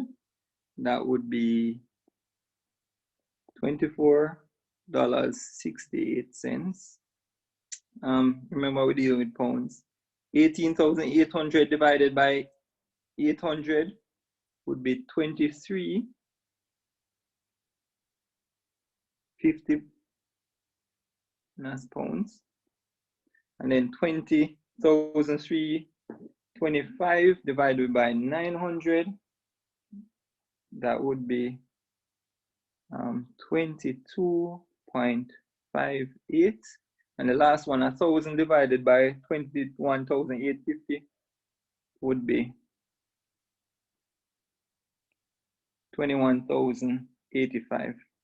My question to you, this is what it says. It says for each of the estimated levels of sales in table 10.3, calculate the average cost per unit. What do you notice about the average cost per unit? What do you notice about it? Anybody?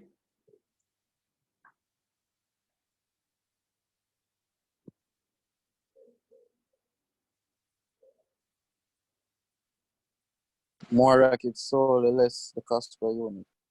Yeah, so the more the quantity goes up, is less the average per unit. All right? Now, why is that? Why is that? That's the point. Anybody? So why is the cost going down? Why don't just remain constant? All right, so this is the last thing you have to concentrate on. So everybody who's sleeping, wake up. This is the last thing we're doing for tonight. But you have to get this and know that it's on your exam and know that it's on your quiz. So you have to get this part, all right? All right, look at it now. This is your fixed cost, right? They said that it is 15.25 pounds per unit. And we did calculate that for your variable cost. Remember?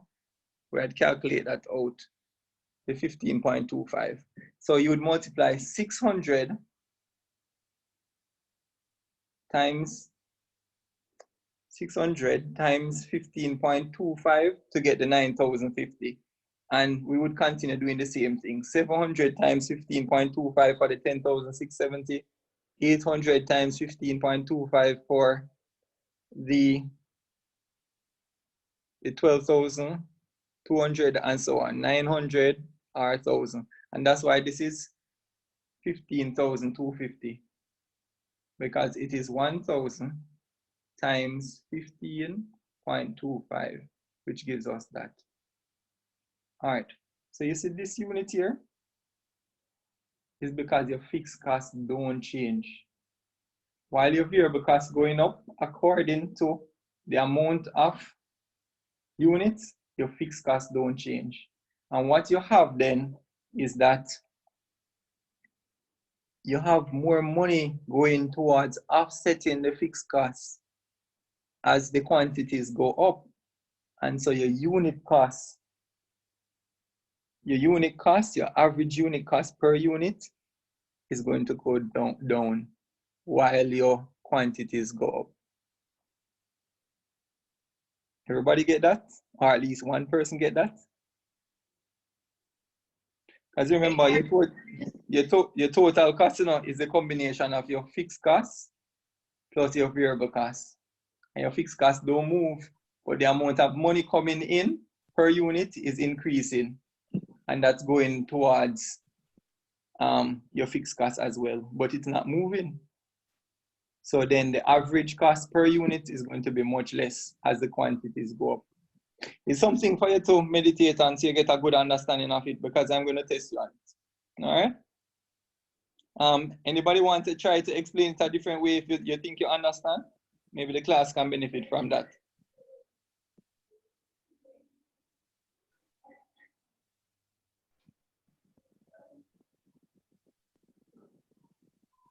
All right, let me give you a little. All right, sir, hold on. Because that's something I look at it, you know, sir, but me I say this seem like when persons are buying a bulk, basically. Yeah, but there's a little difference there, you know. Okay. This is the reason why when you buy in bulk, they can give you a better price. But remember, we're not dealing with unit price, you know. We're dealing with unit costs. Yeah. It's unit costs we deal with. But we can see it just the same, because if you look at it, you know, sir, right? As your numbers are the amount of units you have, the increase. As you can see, based on the unit cost, right? We can see that if it really have a trend, we start decrease, and I'm assuming that if it went up to 2,000, that the cost per unit would have been less. Yeah, man. But what I'm looking at, you know, is not the trend or the effect, you know, is the reason for the effect. That's what I wanted to understand. All right, let me show you what I mean. All right, let me try and clear up the whole thing and show you. And see if I can explain the concept a different way.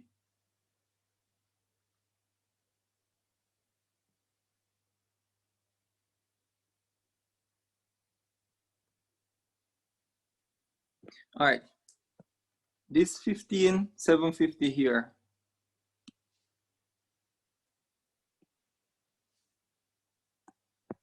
The 15,750 is when you add these two together. Right? But you see, this amount of racket does affect the cost by that. So when you multiply the 600 by the 15.25, you get this here. This does not change, right? Yet you add both of them together to get that. Good? And then the average cost per unit is the 1575 divided by 600. But remember that when you talk about cost per unit, you're considering both fixed costs and variable costs. But the difference between the 600 and the 1,000 is that although the variable cost change, the fixed cost is the same. So you're spending the same amount on fixed cost to produce 600 when you're producing 1,000. So in terms of fixed cost, when you're producing 600, it's the same as when you're producing 1,000. And so the unit cost of one item is going to be less as the quantity that you are selling increase, because that fixed cost there is not going to move. All right, I think I give you enough. You're going to get the video, you can go back over it. When we meet again next week, see if you can explain it a little differently. All right, so spend some time on this. Make sure that you go through it because I'm going to test it. Good. All right, so give me some feedback. How you stay? Class was too heavy. We should have break it up in 2 weeks. No, man, not good, man. To me. Start to send this when class done, sir. I gotta send the video tonight, man. All right. Sir, Thankfully the video will be sent. Huh? YouTube, just like. The video will be sent. Huh? I'm saying thankfully the video will be sent because on my end, I think we covered quite a bit of questions. So, yeah. I'm going to send you the questions as well. All right? Yeah, man. So what you can do is make your own notes as you go through. All right. All right, sir. Miss Chemistry, you understand what I mean? How the effect of increasing the units and decreasing the average unit cost? You understand the concept behind it? I catch it on the last explanation that you did. All right, but it's something you have to go over. Yeah, man. All right, cool. All right, class. Thanks for your time. Sir, when you said a test again? So Friday. Quiz? Friday, I got to open it up about 4 o'clock and close it off about 9 o'clock. All right? Each one of you have 1 attempt. All right, sir. Sorry, I have to remember, guys, that be careful. 1 hour? No, it's 40 minutes. But the question, I'm going to take you 20 minutes to work out. So you have an extra 20 minutes. All right. Listen.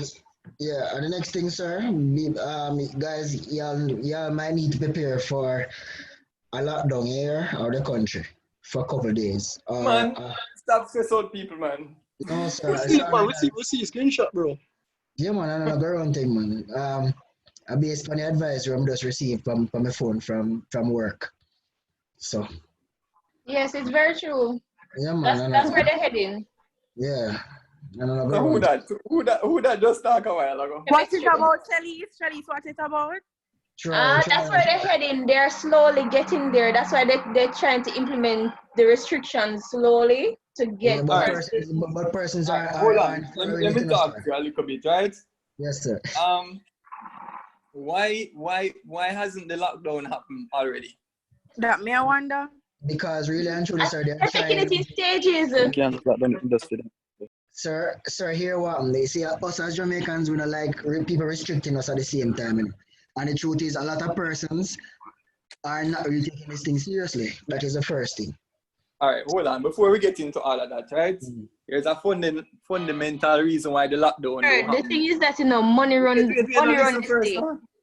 So no, man, I agree with you. That is the fundamental reason. But this is it, right?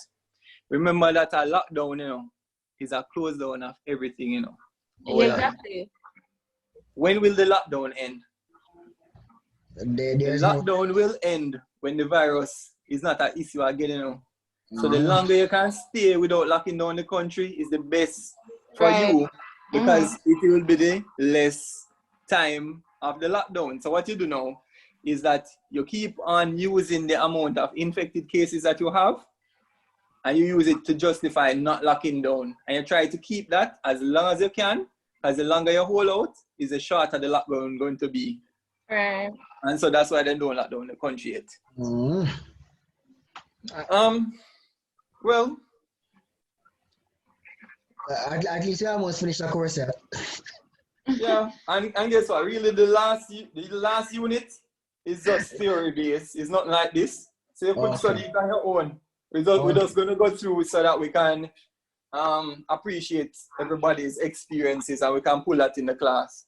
Last year when we did the strike, people studied that part on their own and they did all right in the exam. So basically for you guys now on this course, you're basically finished. Yeah? And you definitely will be finished on Monday, coming. So in the end, it's just to work on your project. All right?